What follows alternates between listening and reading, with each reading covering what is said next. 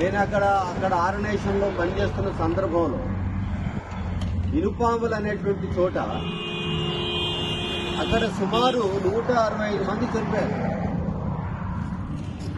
అనేక పోరాటాలు జరిగినాయి, రాస్తారోకో జరిగినాయి, రోడ్డంతా స్తంభింపజేశాం. అప్పుడు ప్రభుత్వం దిగొచ్చి ఇప్పుడు అక్కడ అండర్ పాస్ చేశారు. దాంతోపాటు కామినేని హాస్పిటల్ నార్కని తెలియజేయాలి. కానీ ఇక్కడ చాలా గ్రామాలు లింక్ ఉన్నటువంటి రోడ్డు, నిత్యం ప్రజలు రాకపోకలు కొనసాగిస్తున్నటువంటి ఈ రోడ్డు విషయంలో ఎందుకు ఆదమర్చి ఉన్నారని చెప్పనేది సిపిఎం పార్టీ ప్రశ్నిస్తా ఉంది. అందుకే అనేక ప్రాణాలు పోయినాయి.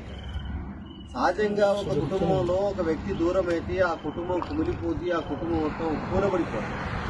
అలాంటిది మీ యొక్క నిర్లక్ష్యం మూలంగా, ప్రభుత్వం యొక్క దుర్మార్గమైనటువంటి వైఖరి మూలంగా ఇక్కడ అనేక ప్రాణాలు గాలిలో కలిసిపోయి, మరి ఇంత జరుగుతున్నా కూడా ఎందుకు ప్రభుత్వాలలో చలనం లేదని తెలియజేస్తా ఉన్నాను. వాస్తవంగా నేను చాలా సందర్భాలు చూశాను.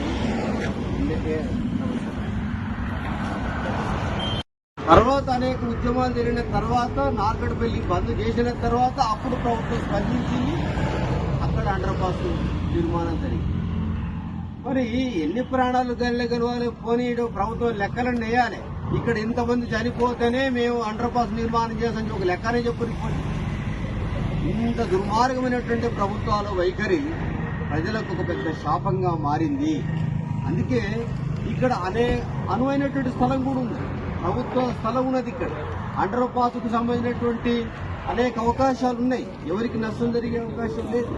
అందుకే ప్రభుత్వము నిధులు వెచ్చించడమే తరువాయి ఇక్కడ. కాబట్టి ఇలాంటి కీలకమైనటువంటి అంశాన్ని తీసుకొని ఈనాడు సిపిఎం పార్టీ మండల కమిటీ చేస్తున్నటువంటి ఉద్యమం చాలా గొప్ప ఉద్యమం, ప్రజలందరూ హర్షించేటువంటి ఉద్యమం. ఈ ఉద్యమానికి అందరూ కూడా మద్దతు తెలియజేయాల్సిన అవసరం ఉన్నది. ఇక్కడ రాజకీయాలు చూడాల్సిన అవసరం లేదు. ఇక్కడ ఎవరైనా ఒకరు ముందుకు రావాలి కాబట్టి సిపిఎం పార్టీ వాళ్ళు ముందుకు వస్తారు. రేపు టీఆర్ఎస్ పార్టీ కార్యక్రమం చేస్తున్నది, రేపు ఇంకో పార్టీ చేస్తున్నది, ఎవరు వచ్చినా కూడా సంపూర్ణంగా మద్దతు ఇవ్వాల్సినటువంటి అవసరం ఇది. కాబట్టి చాలా గొప్ప ఈ సమస్య విషయంలో ప్రధానంగా టీఆర్ఎస్ నాయకత్వం